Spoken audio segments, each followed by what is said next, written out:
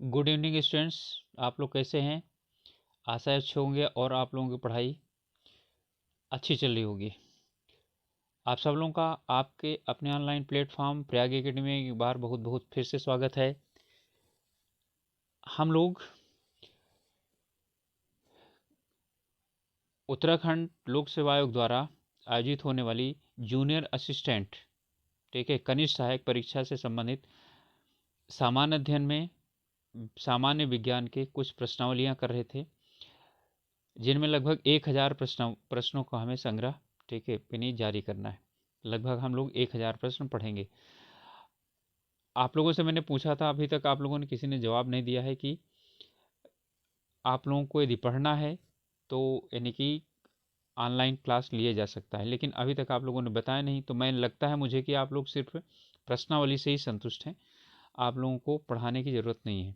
तो चलिए हम लोग देर न करते हुए शुरुआत करते हैं आज की प्रश्नावली, ठीक है। तो लगभग आप लोगों को 1000 प्रश्न के करीब मिलेंगे और ये प्रश्नावली पूरी जो है वो लोक सेवा आयोग द्वारा आयोजित होने वाली, चाहे वो जिनमें विज्ञान आता है, जूनियर असिस्टेंट का हो यानी कनिष्ठ सहायक का हो, या ARO का हो, या लोअर पीसीएस का हो अथवा अपर पीसीएस का हो, सबके लिए क्या है बराबर लगभग जो है ना, यानी कि ये उपयोगी है। तो शुरुआत करते हैं आज के प्रथम प्रश्न से।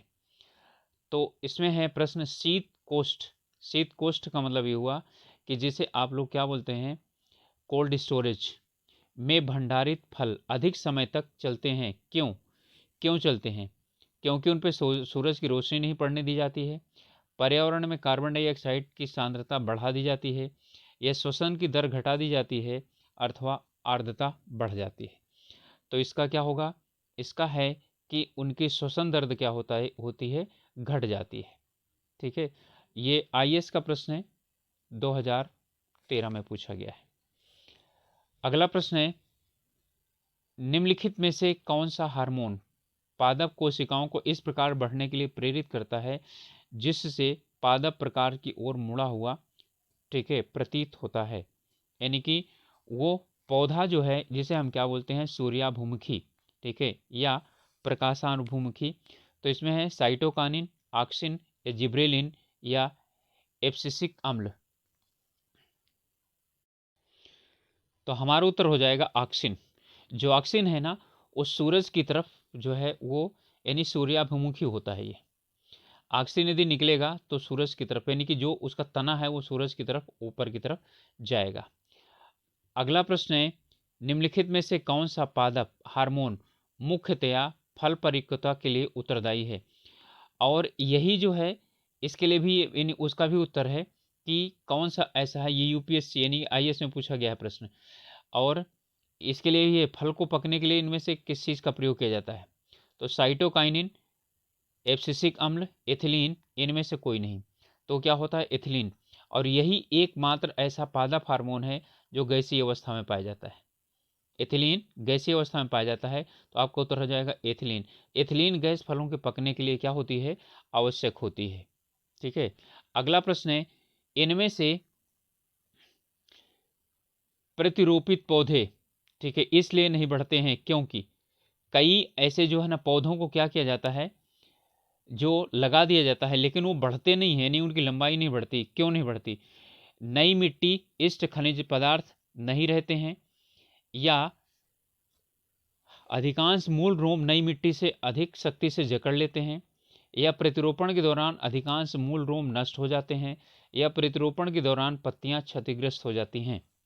तो क्या कारण है कि इनमें से इन इन कारणों में से कौन सा एक कारण है जिससे कि जो वो होते हैं, पौधे होते हैं, वो सही से बढ़ नहीं पाते हैं?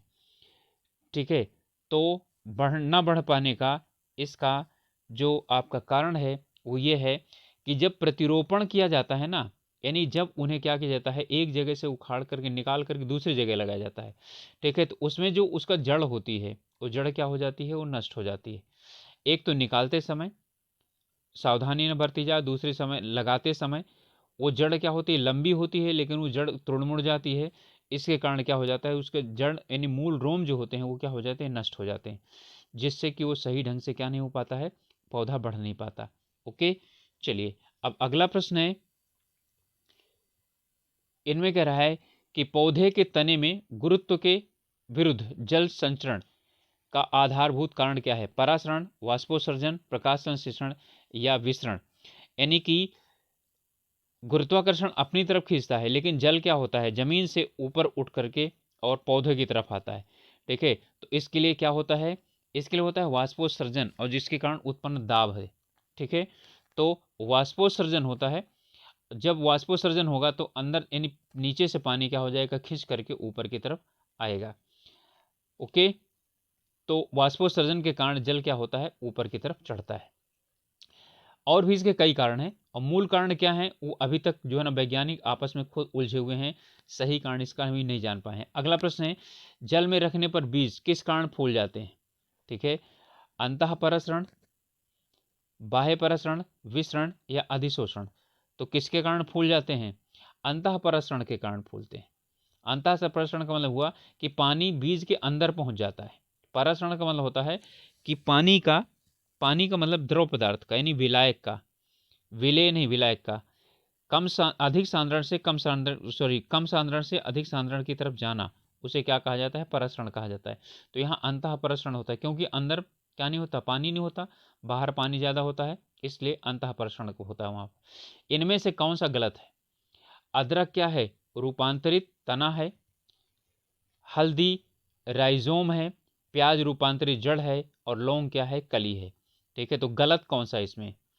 तो गलत यह है कि आपका प्याज भी क्या है? रूपांतरित जड़ नहीं है, रूपांतरित तना है। ठीक है, अदरक भी रूपांतरित तना है, हल्दी भी रूपांतरित तना है, राइजोम से है, और ये प्याज रूपांतरित तना है, और लौंग जो है वो कली से मिलती है। और ये कई बार क्वेश्चन पूछा गया है कि लौंग किससे मिलती है, तो किससे मिलती है, किसका रूप है? कली का रूप है। अगला प्रश्न है, निम्न पादक रंजक, रंजक का मतलब होता है, ठीक है, यानी कि रंग, जिनसे रंग उत्पन्न होता है उन्हें रंजक कहा जाता है। रंजकों में से कौन सा लाल प्रकाश अवशोषित करता है? लाल प्रकाश कौन अवशोषित करता है? पर्णहरिम, ठीक है, यानी क्लोरोफिल, या फाइटोक्रोम, क्रिप्टोक्रोम, या कैरोटिनाइड। ठीक है, तो इसमें कौन है ऐसा जो क्या करता है, लाल रंग के प्रकाश को अवशोषित करता है? तो पर्णहरिम करता है। और यही कारण होता है कि लाल रंग के प्रकाश में प्रकाश संश्लेषण बहुत ज़्यादा होता है, या तीव्रता के साथ होता है। ओके, यही कारण है। तो आपको क्या किया गया, ये बता दिया गया। चलिए अगला प्रश्न है,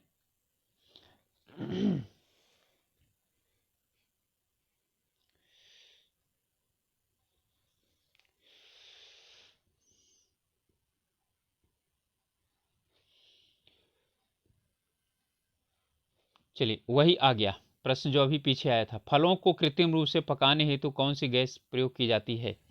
तो कौन सी गैस प्रयोग की जाती है? तो एसिटाइलिन, एथाइलिन, एथेन या CO2।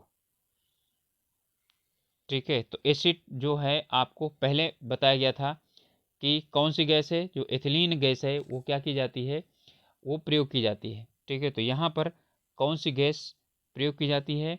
तो एथाइलिन, ठीक है, या एथिलीन एक ही बात है। एथिलीन या एथाइलिन एक ही है, कहीं कहीं उसे ये लिखा जाता है, कहीं एथिलीन लिखा जाता है, एथिलीन लिखा जाता है। ठीक है, तो ये जरूरी है। अगला प्रश्न है कि रंध्र, यानी कथन कह रहा है, रंध्र ये पत्तियों में पाए जाते हैं, हिस्टोमेटा, दिन में खुले रहते हैं, बिल्कुल खुले रहते हैं।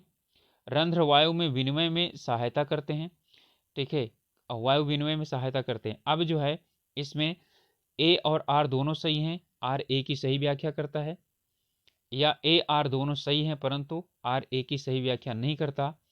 और अगला है कि ए सही है, आर गलत है, और आर सही है परंतु ए गलत है। ठीक है, तो इसके लिए जो उत्तर होगा वो कौन सा होगा? पहले हमको देखते हैं, रंध्र दिन में खुले रहते हैं। ठीक है, क्या रंध्र दिन में खुले रहते हैं?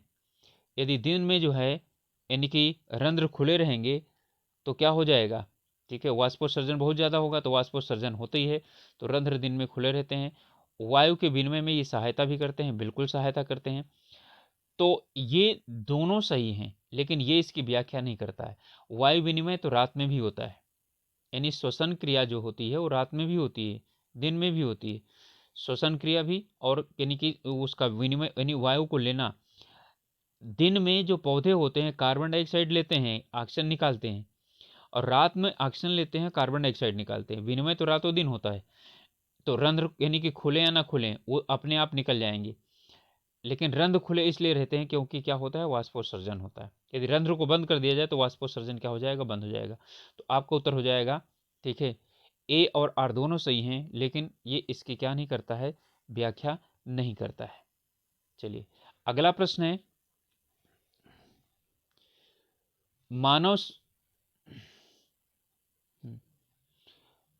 मानव शरीर के निम्नलिखित भागों में से किस एक में शुक्राणु डिंब को निषेचित करता है। यानी कहने का मतलब है कि मानव में निषेचन कहां पर होता है, कुछ भी पूछ रहा है। ये पूछ रहा है गर्भाशय ग्रीवा में, डिंब वाहिनी नली में, गर्भाशय का निचला भाग या गर्भाशय के ऊपरी भाग में। ठीक है, तो ये नली में होता है, इतना याद रखिएगा। ठीक है, तो कहाँ होता है, डिंब वाहिनी नली में होता है। फेलोपियन ट्यूब इसे बोला जाता है।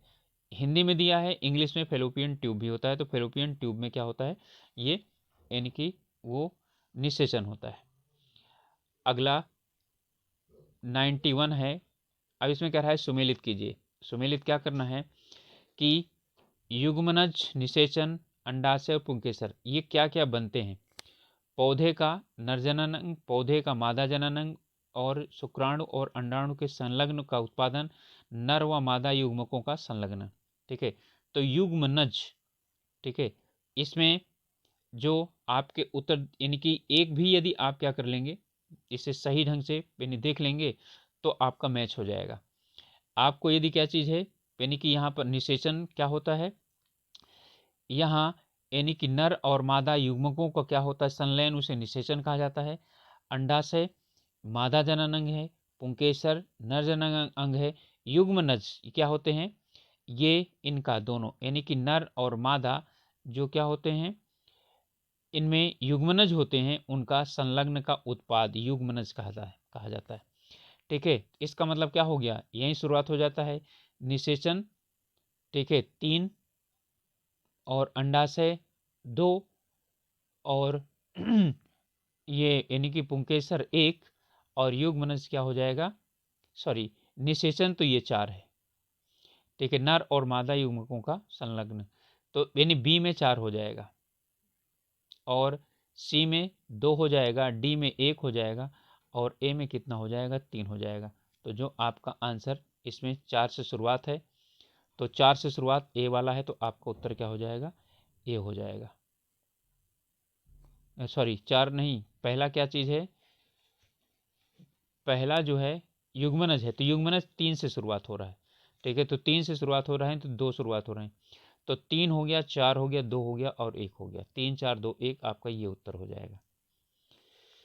ठीक है, थोड़ा सा इसमें यानी एक साथ ना आने पर थोड़ा सा वो हो जाता है, कई बार यानी प्रॉब्लम्स थोड़ी सी हो जाती है। अगला प्रश्न है, एक बीजाणु यानी स्पोर होता है क्या, जीवाणु के संवर्धन के लिए सामान्य तौर से इस्तेमाल की गई दवा, स्पोर की बात कर रहा है, क्या होता है, उष्णकटिबंधीय क्षेत्रों में मिलने वाली समुद्री शैवाल या पादमों, प्रोटोजोआ या जीवाणुओं का एक, ठीक है, जननीय घटक, और लास्ट है मनुष्य की त्वचा का एक छिद्र। स्पोर वैसे छिद्र भी होता है, लेकिन यहाँ पर क्या है, बीजाणु यानी कि एक स्पोर क्या होता है, तो स्पोर वो होता है जिसमें अलैंगिक जनन पाया जाता है। तो पादपों में, प्रोटोजोआ में, जीवाणुओं में एक जननीय घटक यानी जिससे क्या होता है कि दूसरा जो जीव है वो बनता है, यानी पादप बनता है, प्रोटोजोआ बनता है, जीवाणु बनता है। तो आपका उत्तर हो जाएगा सी। ठीक है, स्पोर जो होता है उसी से बनता है। जैसे केला है, तो केला के बगल से एक दूसरा केला निकल जाता है, उसी को काट कर दूसरी जगह लगा दिया जाता है, उसमें बीज नहीं होता है, तो वो स्पोर होता है। इसी तरह से गन्ना है, गन्ना में जो 2 गांठें पाई जाती हैं, उन गांठों को काट करके और लगा दिया जाता है, तो गन्ने का पौधा निकल जाता है। तो ये पादपों में, प्रोटोजोआ में, जीवाणुओं में एक जननी घटक होता है, वहां से, ठीक है, जननी घटक है ये। ओके, चलिए अगला प्रश्न है,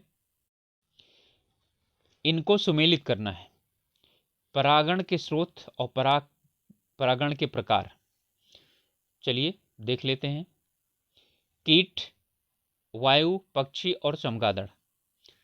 तो आर्थिनोफिली, एंटोमोफिली, ठीक है, काइरेप्टोरोफिली और एनिमोफिली।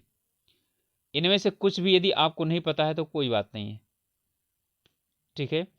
इनमें जो है आपको निर्धारित करना है कि ये यानी कि इनमें कौन सा होगा। तो ओके, इसमें है कीट के द्वारा, वायु के द्वारा, पक्षी के द्वारा, चमगादड़ के द्वारा। और यहाँ पर है आपका आर्निथोफिल यानी कि आर्थिनोफिली, एंटमोफिली और काइरेप्टोरोफिली और एनिमोफिली। तो यहाँ पर कौन सा होगा? तो कीट जो होता है, कीट के द्वारा जो प्रकरण होता है वो होता है एंटोमोफिली।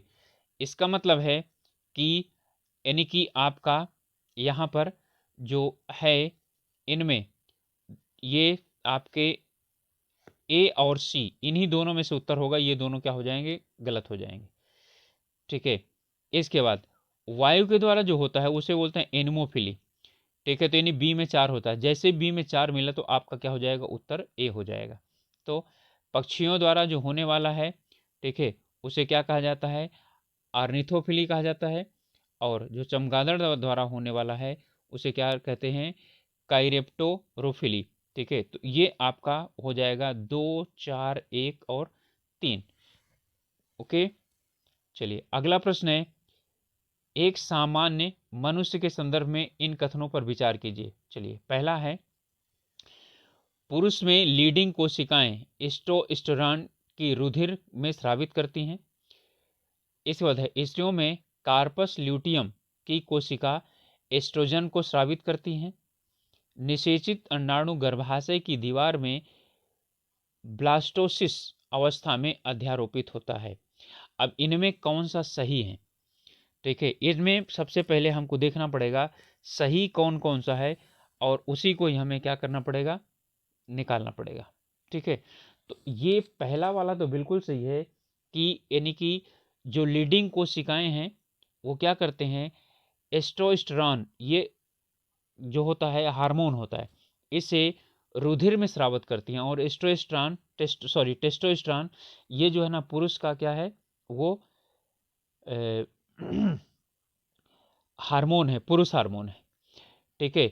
और एस्ट्रोजन जो है वो मादा हार्मोन है, लेकिन ये कार्पस लुटियम के द्वारा नहीं स्रावित किया जाता है, ठीक है। अब आगे आता है, निषेचित अंडाणु गर्भाशय की दीवार से निषेचित हो जाता है तो गर्भाशय की दीवार में ब्लास्टोसिस अवस्था में अध्यारोपित होता है। यानी ब्लास्टोसिस अवस्था में क्या होता है? वो गर्भाशय में पहुंचता है। तो आपका सही हो गया 1 और 3। तो यहाँ पर जो उत्तर दिए गए हैं उसमें 1, 2, 1, 3, 1, 3, ठीक है, और 1, 2, 3, ठीक है। यहाँ पर जो है ना 2 और 3 होना चाहिए था। तो इनमें से दोनों में से हमारा क्या है? उत्तर है। तो इन दोनों में से कोई सा भी एक क्या ले लेंगे? हम उत्तर ले लेंगे, ठीक है।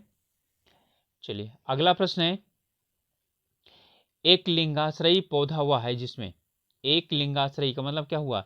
एक लिंग पर आश्रित पौधा हुआ है जिसमें नर व मादा पुष्प एक ही पौधे में पाए जाते हैं। एक लिंगी की बात कर रहा है। नर व मादा पुष्प विभिन्न पौधों में पाए जाते हैं। नर व मादा पुष्प एक ही पौधे में पाए जाते हैं लेकिन स्वपरागण नहीं होता। नर व मादा पौधे नर व मादा भाग एक ही पुष्प में पाए जाते हैं और स्वपरागण होता है, ठीक है। जब स्वपरागण होगा तो क्या हो जाएगा? द्विलिंगी हो जाएगा, ओके। जब द्विलिंगी हो जाएगा तो इसका मतलब क्या हुआ कि इसमें नर व मादा पुष्प विभिन्न पौधों में पाए जाते हैं, अलग अलग पौधों में पाए जाते हैं। यानी कि एक पौधे में एक लिंग पाया जाएगा, पुल्लिंग अथवा स्त्रीलिंग। जैसे केला है वो एकलिंगी है, तो केला में एक केले में जो है ना पुल्लिंग होता है और दूसरे में क्या होता है? स्त्रीलिंग होता है, ठीक है। तो इसका उत्तर हो जाएगा नर व मादा पुष्प विभिन्न पौधों में पाए जाते हैं, ये एक लिंगी है। द्विलिंगी का मतलब दोनों समान होते हैं। अब जब ये होता है यानी एक लिंगी पौधे होते हैं तो एक लिंगी में परपरागण होता है, स्वपरागण नहीं होता, और द्विलिंगी में स्वपरागण होता है। अगला प्रश्न है, आभासी फल का एक उदाहरण है जिसे फाल्स फूड आप बोलते हैं, सेब, अमरूद, आम और टमाटर, ठीक है। और ये प्रश्न बहुत ज्यादा पूछा जाता है। तो फाल्स फ्रूट यानी झूठा फल, झूठा, झूठा नहीं, झूठा, या आभासी फल वो कौन सा है? सेब है। अगला प्रश्न है, इनमें से इन कथनों पर क्या करना है? विचार करना है। क्या? मौसम्बी के पौधे का प्रवर्धन कलमबंद तकनीक के द्वारा होता है। अगला, चमेली के पौधे का प्रवर्धन दाब तकनीक के द्वारा होता है। अब इसमें बताना है केवल एक सही है, दो सही है, दोनों सही हैं, ना तो एक और ना ही दो। तो इनमें से दोनों बिल्कुल सही हैं। जो मौसम्बी का पौधा होता है ना, उसकी कलम लगाई जाती है, और जो चमेली का पौधा होता है उसे क्या किया जाता है, दाब विधि, यानी कि उसकी डाल को क्या किया जाता है, जमीन में दबा दिया जाता है, उससे एक नया पौधा बनता है और फिर उसे काट करके दूसरी जगह लगा दिया जाता है, उसे बोलते हैं दाब विधि। ठीक है, प्रवर्धन का मतलब दूसरा पौधा बनाना। ओके, चलिए अगला प्रश्न है, घोंघे द्वारा परागण कहलाता है, यानी घोंघे कहाँ होते हैं, पानी में होते हैं। तो जिफिली, एंटमोफिली या चिरेप्टोरिफिली या मेलेकोफिली। तो घोंघा जो है ना वो पानी में रहेगा और पानी में क्या करेगा, वो परागण करता है। तो इसके द्वारा किया गया जो परागण होता है एंटमोफिली होता है, एंटमोफिली। ठीक है, ये घोंघे द्वारा परागण है। चलिए अगला प्रश्न है, किसी द्विलिंगी पुष्प में यदि पुमंग और जायांग भिन्न भिन्न समय पर वयस्क पाए जाते हैं या होते हैं तो इस प्रक्रिया को क्या कहा जाता है, डिकोगेमी, हार्कोगेमी या हेट्रोगेमी या मोनोगेमी। यानी कि पुमंग और जयांग द्विलिंगी पुष्प है।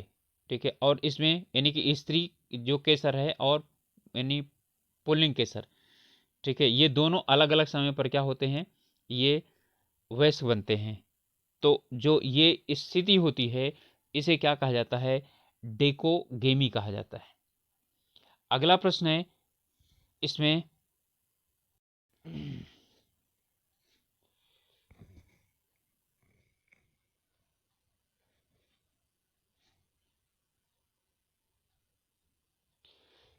पुष्पी पादपों में लैंगिक जनन के बारे में निम्नलिखित में से कौन सा कथन सही है।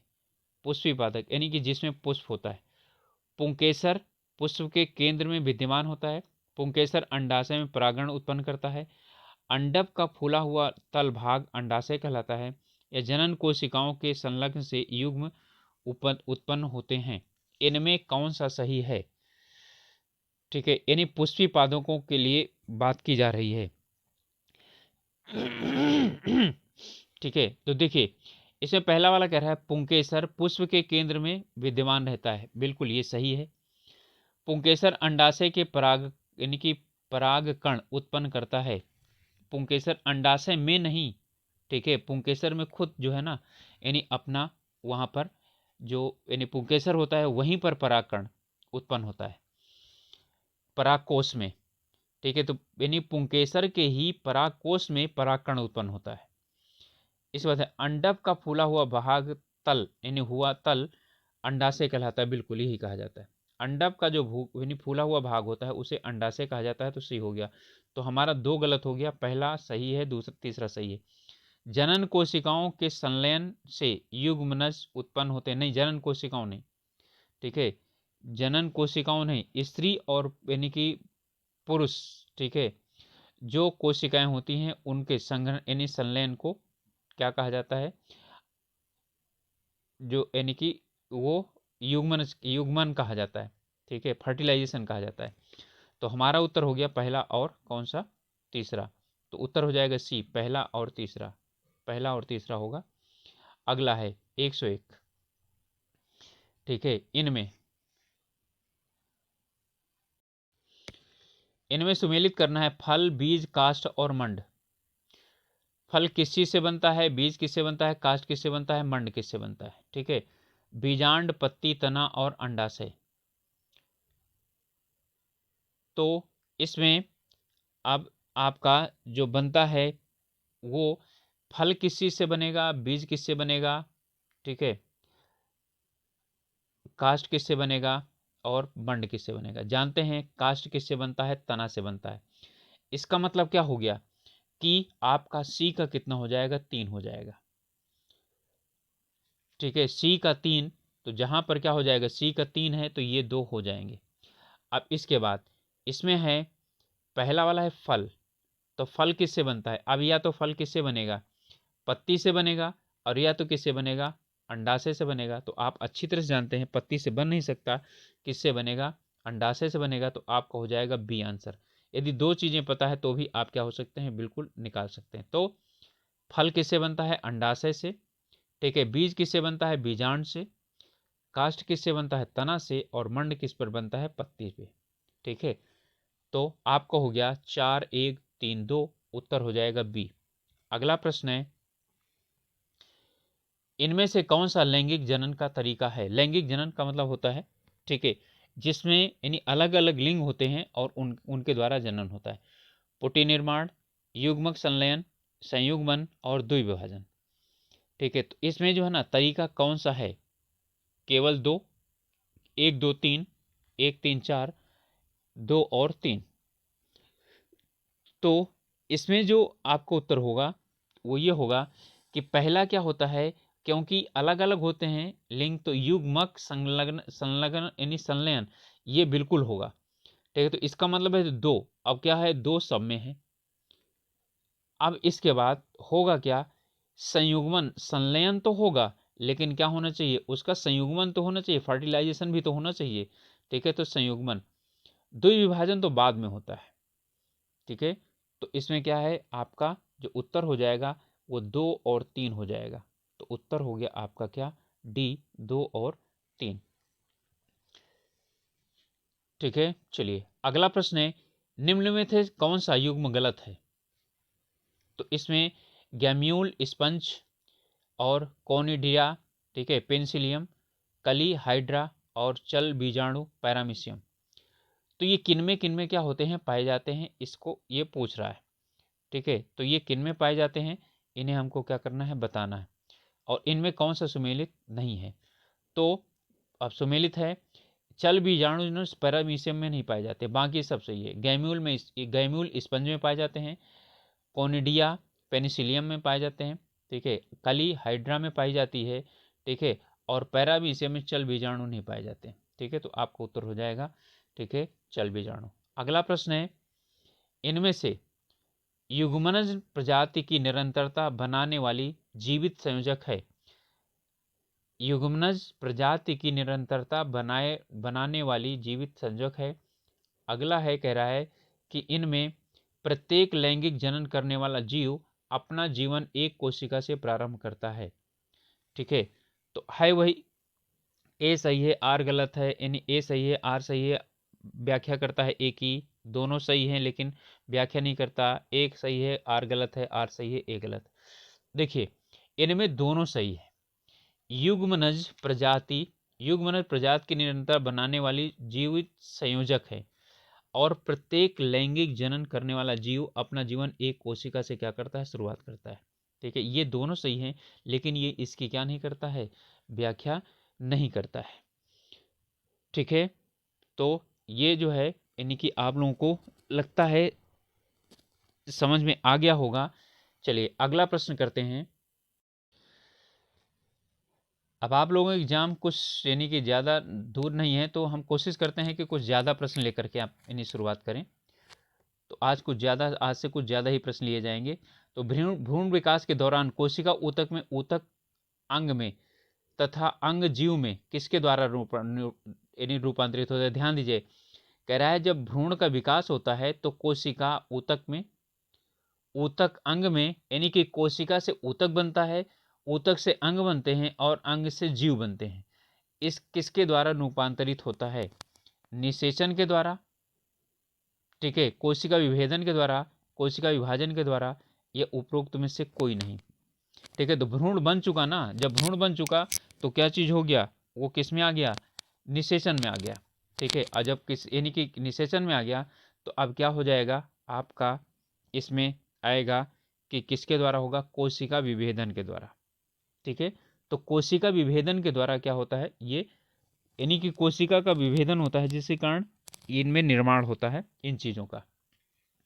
जो भ्रूण बनता है वो एक कोशिका ही होता है, एक कोशिका। अगला है, तने का कटाव इनमें से नहीं होता है। चाय में, तने का कटाव किसमें नहीं होता, चाय में, अंगूर में, संतरा में, सिट्रस में, ठीक है। तो तने का कटा हुआ मतलब है किसमें से तना क्या नहीं किया जाता है, काटा नहीं जाता है। तो किसमें नहीं काटा जाता है, अंगूर में नहीं काटा जाता, यानी उसकी कटाई छटाई नहीं होती, तो अंगूर में नहीं होती, बाकी इनमें सब क्या होती है। किनमें कायिक प्रवर्धन का प्रतिकरण करते हैं, जैस्मिन में, गुलाब में, आम में, इनमें से किसी में नहीं। कायिक प्रवर्धन, तो कायिक प्रवर्धन किस में होता है, जैस्मिन में। ठीक है, जैस्मिन का मतलब क्या होता है, आप लोग जानते हैं, चमेली। ठीक है, तो चमेली में क्या होता है, कायिक प्रवर्धन, और उसे क्या किया जाता है, जमीन में दबा दिया जाता है। अगला प्रश्न है, उच्च पादपों में बीजों में पोषक ऊतक कहाँ पाए जाते, सॉरी, पोषक ऊतक को क्या कहते हैं, उच्च पादपों के बीजों में पोषक ऊतक को क्या कहते हैं, भ्रूण, भ्रूणपोष, भ्रूणकोश या अंडाणु। ठीक है, तो इसमें यानी कि जो बीज होता है ना, उसमें पोषक तत्व कहाँ से प्राप्त करता है बीज, तो होता है भ्रूणपोष से। ठीक है, तो पादपों में के बीजों में जो पोषक ऊतक होते हैं उसे हम क्या बोलते हैं, भ्रूणपोष कहते हैं। यहीं से बीज क्या करता है, वो अपना पोषण प्राप्त करता है। अगला प्रश्न है, निम्न में से कौन सा फल, ठीक है, अनिषेचक फल है। ठीक है, तो अनिषेचक फल कौन सा है, केला, सेब, सहतूत या स्ट्रॉबेरी। अनिषेचक फल इसमें से कौन सा है, तो अनिषेचक फल कौन है, केला, इसमें निषेचन नहीं होता, अनिषेचक फल है। अगला है, स्त्रियों में किस अंग में डिम्ब, यानी किस अंग को डिम्ब कहते हैं। ठीक है, अपरा को, अंडाशय को, गर्भाशय को, योनि को डिम्ब कहते हैं। ठीक है, तो यहां पर डिम्ब किसे कहा जाता है, इसमें है, यानी कि डिम्ब कहाँ पाया जाता है, वैसे ये भी होना चाहिए, तो डिम्ब कहाँ होता है, गर्भाशय में, यानी पाए जाते हैं। ठीक है, अगला है, अंड जनन में निषेचन में भाग लेते हैं, यानी कि जब अंडा द्वारा जनन होता है उनमें निषेचन में भाग लेते हैं कौन, छोटा अचलशील मादा युग्मक और एक बड़ा चलनशील नर युग्मक। एक बड़ा अचलनशील मादा युग्मक तथा एक छोटा चलनशील नर युग्मक। एक छोटा अचलनशील मादा युग्मक तथा एक छोटा चलनशील नर युग्मक, और है एक बड़ा चलनशील मादा युग्मक और एक बड़ा चलनशील नर युग्मक। ठीक है, मादा और जो है ना, यानी कि दोनों हैं युग्मक, और उन्हीं में से क्या किया जा रहा है, यानी निर्धारित किया जा रहा है कि उनमें से कौन सा होगा। ठीक है, तो देखिए इसमें होता है एक बड़ा अचलनशील मादा युग्मक और एक छोटा चलनशील नर युग्मक। ठीक है, ये अंडज के लिए है, यानी अंडों के द्वारा जिनमें जनन होता है उनके लिए है। क्लियर। अगला प्रश्न है, लार निम्नलिखित में से पाचन में सहयोग करती है। लार से किसका पाचन होता है, स्टार्च का, प्रोटीन का, रेशे का या वसा का, तो स्टार्च का पाचन, और स्टार्च का पाचन मुंह से शुरुआत हो जाता है। तो कई बार प्रश्न पूछता है सबसे पहले पाचन किसका स्टार्च शुरुआत होता है, तो स्टार्च का। लार स्टार्च का पाचन करता है, जिसके कारण क्या होता है, वो हमें मीठा लगता है। अगला प्रश्न है, दंत, ठीक है, क्षय का मुख्य कारण है, यानी कि दांत क्यों खराब होते हैं, मुख के भीतर होने वाले, ठीक है, कौन सी क्रिया, इसमें जीवाणु हुआ, जो मुख के भीतर जो जीवाणु होते हैं उसके बाद, और किन चीज़ों का उसमें सहयोग होता है, तो किन चीज़ों का सहयोग होता है, प्रोटीन के खाद्य कणों के मध्य अंतर्व्यवहार, प्रोटीन के द्वारा नहीं होता, कार्बोहाइड्रेट के खाद्य कणों के मध्य अंतर्व्यवहार, वसा के खाद्य कणों के मध्य अंतर्व्यवहार, और है सलाद के खाद्य कणों के मध्य अंतर्व्यवहार। ठीक है, तो कार्बोहाइड्रेट के जो है दंत क्षय का मुख्य कारण जीवाणु और कार्बोहाइड्रेट के मध्य खाद्य कणों के मध्य अंतर्व्यवहार, जिसके कारण क्या बनता है, एसिड बनता है, और दांत क्या होता है, मेटल होता है, और एसिड से मेटल क्या होता है, क्षरण हो जाता है। तो आपका उत्तर हो जाएगा बी, कार्बोहाइड्रेट के खाद्य कणों के मध्य अंतर्व्यवहार। इसलिए सोने से पहले, खाना खाने के बाद सोने से पहले दांत को साफ करना चाहिए।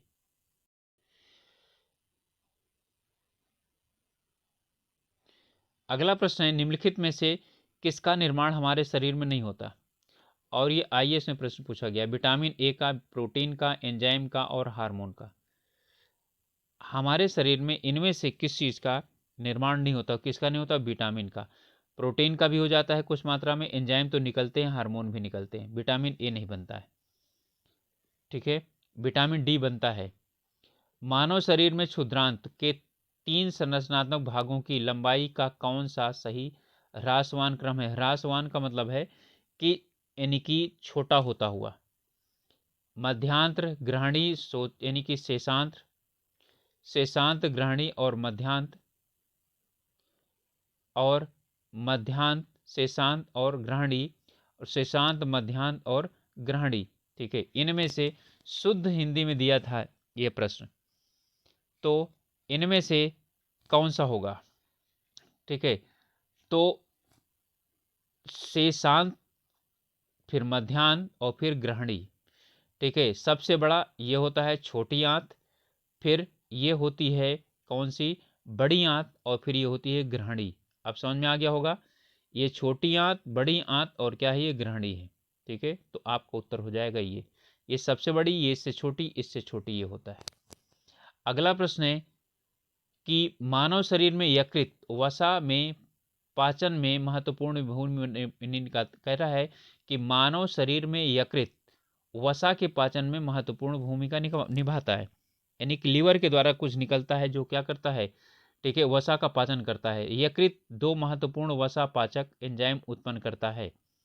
ठीक है, ये दिया हुआ है। अब इनमें जो है कौन सा सही है और कौन सा क्या है? ठीक है, गलत है, या इनमें से दोनों में से कौन सा क्या रिलेशन है? तो आप लोग जानते हैं आंसर आपके वही हैं। ठीक है, अब इसमें जो आपका उत्तर होगा कि ये बिल्कुल सही है, मानव शरीर में यकृत वसा के पाचन में महत्वपूर्ण भूमिका निभाता है, ये सही है। यकृत 2 महत्वपूर्ण वसा पाचक एंजाइम निकालता है, ये गलत है। ठीक है, तो आपका क्या हो जाएगा? सी आंसर हो जाएगा। ए सही है, परंतु क्या है? आर गलत है। अगला प्रश्न है, मानव शरीर से संबंधित निम्नलिखित में कथनों पर विचार कीजिए। क्या है कथन? वो ये है कि पित्त वाहिनी अमाशय में अपनी अंतर वस्तुएं मोचित करती हैं। ठीक है, अगला है अग्न्याशय वाहिनी ग्रहणी यानी डियोडिनम में अपनी अंतर वस्तुएं मोचित करती है। इसका मतलब यह है कि यानी कि उनमें से जो चीज निकल करके आता है वो कहाँ कहाँ क्या होता है, वो यानी कि प्रक्षेपित किया जाता है, यानी कि डाला जाता है। ठीक है, तो इनमें केवल एक सही है, केवल दो सही है, दोनों सही हैं, दोनों में से कोई सही नहीं। ठीक है, तो देखिए अग्न्याशय वाहिनी ग्रहणी यानी डियोडिनम में जो उसके पास होता है वो क्या करता है? छोड़ता है। पित्त वाहिनी अमाशय में नहीं, पित्त वाहिनी अमाशय में होता ही नहीं है। ठीक है, ये भी डियोडिनम में ही क्या करता है? ये जो है ना पित्त वाहिनी पित्ताशय में वो करता है, और फिर पित्त यानी पित्त वाहिनी क्या करता है? आग्नेयाशय में ला करके साथ साथ जो है ना ये डालते हैं, तो एक साथ ये दोनों आते एक जगह पर डियोडिनम में ही। डियोडिनम वो जगह है जहां पर क्या होता है? अमाशय और छोटियां जुड़ी हो रहती है। ठीक है, चलिए तो आपका उत्तर क्या हो जाएगा? इसमें केवल दो सही है। अगला प्रश्न है, निम्नलिखित कथनों पर विचार कीजिए। क्या विचार करना है? कि अश्रु ग्रंथियों की क्रियाशीलता न होना विटामिन ए की कमी का मुख्य लक्षण है।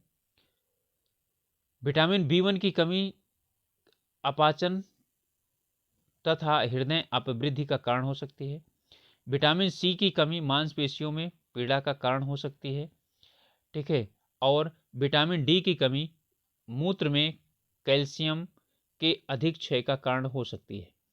ठीक है, अब इसमें यानी कि कौन सा क्या है सही सुमेलित है, या कौन से सही हैं? ठीक है, तो देखिए मैं आपको बता देता हूँ, इसमें चारों सही हैं। ठीक है, अशुभ ग्रंथियों की क्रियाशीलता का होना, ठीक है, क्रियाशील ना होना, विटामिन ए की कमी, यदि विटामिन ए कमी है तो ज़्यादा आंसू नहीं निकलते हैं। विटामिन B1 की कमी से क्या होता है? पोचन यानी पाचन कम होता है, और हृदय में क्या हो जाता है? कमी आ जाती है।